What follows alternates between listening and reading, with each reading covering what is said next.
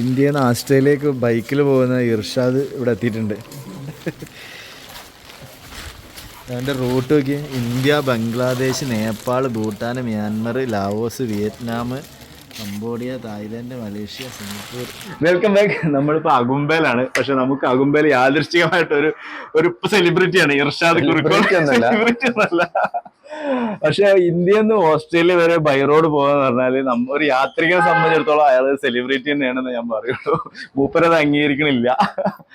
എന്തായാലും ഇവിടെ ബൈ ചാൻസിൽ കിട്ടിയതുണ്ടോ. ഞങ്ങളിവിടെ അകുംബയിൽ വന്നപ്പോ ഇവിടെ മൂപ്പര ഓണ്ടത് അല്ലെ. ഇവിടെ ഇവിടെ 3 ദിവസമായി അകുംബ. ഒരു ക്യാമ്പ് ഉണ്ട്, അപ്പൊ അതില് പങ്കെടുത്തതിന് ശേഷം അപ്പൊ നിങ്ങളുടെ റൂട്ട് എങ്ങനെയായിരുന്നു? തിരൂര് അടുത്ത് കുറുക്കോൽ അല്ലെ? ഞാൻ 1.5 വർഷത്തെ യാത്രയാണ് മൊത്തം പ്രോഗ്രാം അല്ലേ? 1.5 വർഷം. അതിൽ ആദ്യത്തെ ഒരു വർഷം ഇന്ത്യ, നേപ്പാൾ, ഭൂട്ടാന്. അതില് ഇന്ത്യയിലെ 28 സംസ്ഥാനങ്ങൾ 26 സംസ്ഥാനം പോകുമ്പോ കവർ ചെയ്യും. ഇപ്പൊ ഓൾറെഡി കേരളം കഴിഞ്ഞ് ഫുള്ള് കറങ്ങി, തമിഴ്നാട് ഫുള്ള് കറങ്ങി, പിന്നെ കൂർഗ് പോയി, ചിക്ക്മംഗ്ലൂര്, ഷിമോഗ, ഇപ്പൊ അകുമ്പെത്തി.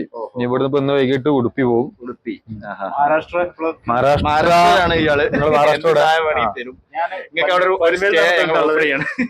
പൻവേല് മഹാരാഷ്ട്ര ഒരു ഇത് എല്ലാ സ്ഥലം ഞാൻ എന്റെ ഇതിലുണ്ട്.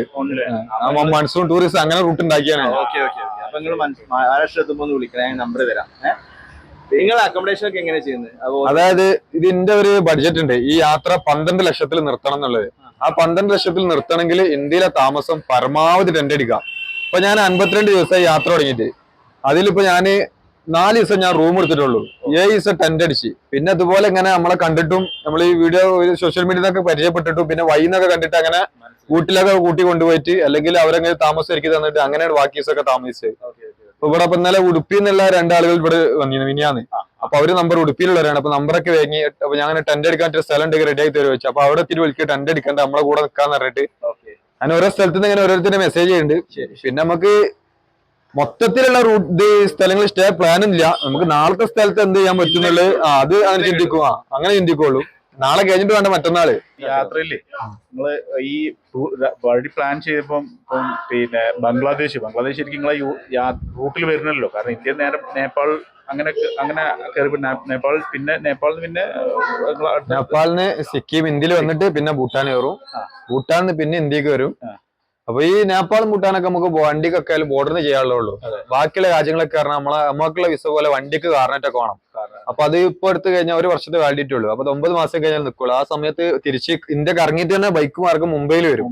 മുംബൈയിൽ വന്നിട്ട് ആ കാർണറ്റ് പിന്നെ മേഘാലയ ബോർഡർ വഴി ബംഗ്ലാദേശ് കയറും. തിരിച്ച് മുംബൈയിൽ വരും കാർണറ്റ് റെഡിയാക്കാൻ. കാരണം അതിന്റെ അടിയിൽ ഞാൻ മൊത്തം പറയില്ല, അങ്ങനെ ഇന്ത്യ മൊത്തം കറങ്ങിയിട്ടൊന്നുമില്ല.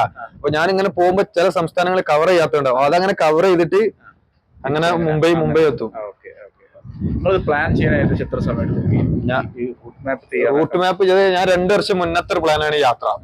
അപ്പൊ 2 വർഷം മുന്നേ ഇതിന് ആദ്യം വേണ്ടിയത് നമുക്കൊന്ന് ഒരു യാത്ര എന്നുള്ളത് ചെയ്യാനുള്ള ഒരു മനസ്സ് ആദ്യം വേണം. പിന്നെ ഇതിനുള്ളത് പിന്നെ വേണ്ടിയത് ഫണ്ടാണ്. അപ്പൊ അതിനു വേണ്ടി ഞാൻ സൗദിയിലിരുന്ന് ഞാൻ രാവിലെ 4 മണിക്ക് എണീക്കും, പാക്കിങ്ങിന്റെ ജോലിക്ക് പോകും. രാവിലെ വേറെ പാക്ക് ചെയ്യും. അത് കഴിഞ്ഞാൽ കുളിച്ച് വർഷമായി സെയിൽസ് വണ്ടിയിൽ ഡ്രൈവറായിട്ട് പോകും. വൈകിട്ട് 4 മണിക്ക് അത് ചെയ്യും. പിന്നെയും പാക്കിങ്ങിന്റെ ജോലിക്ക് പോകും. രാത്രി 11 മണിയൊക്കെ പാക്ക് ചെയ്യും. അങ്ങനെ 18 മണിക്കൂറൊക്കെ ജോലി ചെയ്തിട്ട് ഫണ്ട് ഉണ്ടാക്കി. എനിക്ക് വെള്ളിയാഴ്ച ലീവാണ്. വെള്ളിയാഴ്ച ഇതേപോലെ നമ്മളിങ്ങനെ ട്രാവൽ വീഡിയോസ് എല്ലാം കാണും. അപ്പൊ അങ്ങനെ കാണുമ്പോൾ നമുക്ക് ഇഷ്ടപ്പെട്ട സ്ഥലം കണ്ടാൽ നോട്ട് ചെയ്തിടും. അങ്ങനെ നോട്ട് ചെയ്തിട്ട് അതൊക്കെ കൂടി മൊത്തത്തിലൊരു റൂട്ട് മാപ്പ് ആക്കി മാറ്റിയാണ്.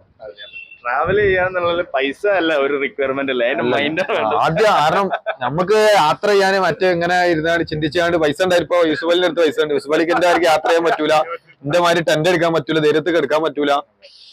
ചില ഏരിയയിലൊക്കെ ഇപ്പൊ പറഞ്ഞ റൂട്ടില് നമ്മളിപ്പോ ഓസ്ട്രേലിയക്ക് ഒരു കോണ്ടിനെന്റ് അല്ലേ, അപ്പൊ ബൈ റോഡ് സിംഗപ്പൂർ വരെ ബൈ റോഡ് പോകുള്ളൂ. ഇന്ത്യ ഈ 11 രാജ്യം, ഇന്ത്യ അടക്കം 15 രാജ്യം ബൈ റോഡ് പോകുള്ളൂ. സിംഗപ്പൂർക്ക് ഫെറിയാണ്. അല്ല ഇന്തോനേഷ്യ, സിംഗപ്പൂർ അല്ല സിംഗപ്പൂർ വരെ ബൈ റോഡ്. സിംഗപ്പൂരിന് ഇന്തോനേഷ്യക്ക് ഫെറി, നമ്മള് ജങ്കാർ സർവീസ് ഉണ്ടല്ലോ അതുപോലെ. പിന്നെ ഓസ്ട്രേലിയക്ക് ഷിപ്പ് ചെയ്യാം ഇന്തോനേഷ്യ. ബൈക്ക് ഷിപ്പ് അതിൽ കുറച്ച് ടഫ് ഉള്ളതെന്ന് പറഞ്ഞാൽ ഓസ്ട്രേലിയ മാത്രമേ ഉള്ളൂ. നിങ്ങളുടെ ഡീറ്റെയിൽസ് ഒക്കെ നമുക്ക് എങ്ങനെ അറിയാൻ പറ്റും? ഇൻസ്റ്റാഗ്രാമിൽ, യൂട്യൂബിൽ പറഞ്ഞാൽ നമ്മൾ വീഡിയോ വ്ളോഗ് ചെയ്യുന്നുണ്ട്. പക്ഷെ അത് ചിലപ്പോൾ ഒരാഴ്ചയൊക്കെ ബാക്കിലുള്ള വീഡിയോസ് പോകും. ഫേസ്ബുക്കിലും ഇൻസ്റ്റാഗ്രാമിലും നമ്മൾ ഡെയിലി എവിടെയാന്നുള്ളത്. ഇൻസ്റ്റാഗ്രാമിൽ വില്ലേജ് വൈബ്സ് ഇർഷാദ് എന്നാണ്, ഫേസ്ബുക്കിൽ ഇർഷാദ് കുറുക്കോൾ എന്നുള്ള, യൂട്യൂബ് വില്ലേജ് വൈബ്സ് ഇർഷാദ്. അപ്പൊ എത്ര രാജ്യമാണ് മൊത്തത്തിൽ കവർ ചെയ്യണേ totally? India, Nepal, Bhutan, Bangladesh, Myanmar, Laos, Vietnam, Cambodia, Thailand, Malaysia, Singapore, Indonesia, Australia. ഇതാണ് ടാർഗറ്റ്. 1.5 വർഷം. 1.5 വർഷം. വീട്ടിലാരൊക്കെ ഉണ്ട്? അല്ലെങ്കിൽ വീട്ടില് ഞങ്ങള് 5 മക്കളാണ്, 4 ആണ്, ഒരു പെണ്ണ്. പെങ്ങളെ കല്യാണം കഴിഞ്ഞിരിക്കണ്. പിന്നെ ഞങ്ങൾ 4 ആളും കല്യാണം കഴിഞ്ഞൊരു വീട്ടിൽ തന്നെയാണ്. അപ്പൊ അതുകൊണ്ട് എനിക്ക് മാരീഡ് ഒരു കുട്ടിയുണ്ട്, 3 വയസ്സായി.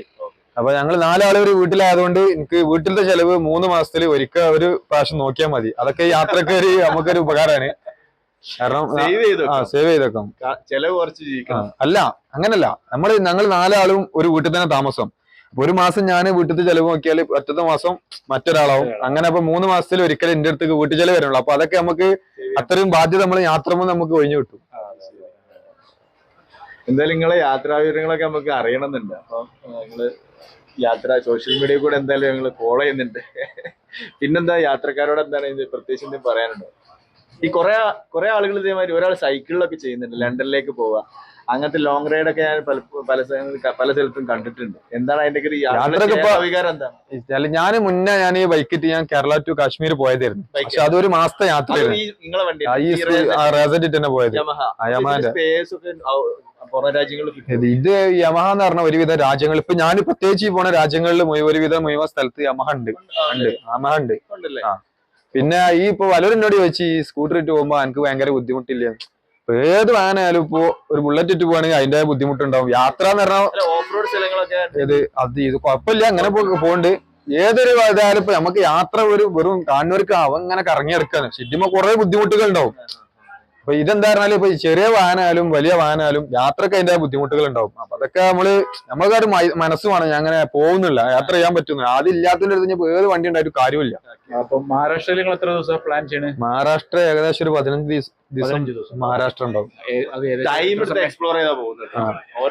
എത്ര സമയം കാണുന്നത് മഹാരാഷ്ട്ര മൊത്തം?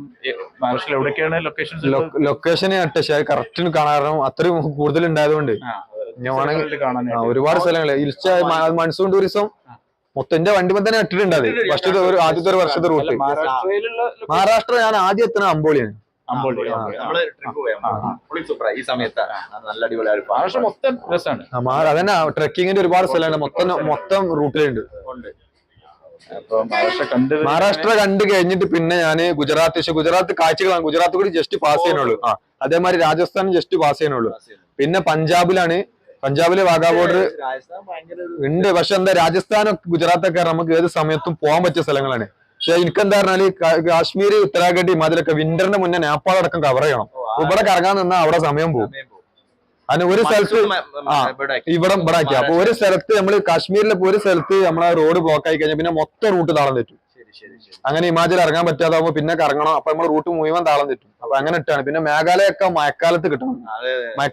മഴക്കാലം കഴിഞ്ഞ ഉടനെ കിട്ടണം. അപ്പൊ ഇവിടെ കറങ്ങാൻ നിന്നാൽ അവിടെ കുറച്ച് വരൾച്ച വരുന്ന സമയവും. അപ്പൊ നമുക്ക് അവിടുത്തെ ആ പച്ചപ്പും കാര്യങ്ങളും. പക്ഷെ മഴ ഇല്ലാത്ത സമയത്ത് വേറൊരു വൈബാണ്. ആ റിവറൊക്കെ ഉമംഗ് റിവറൊക്കെ വളരെ ട്രാൻസ്പെറന്റ് മഴക്കാലത്ത്.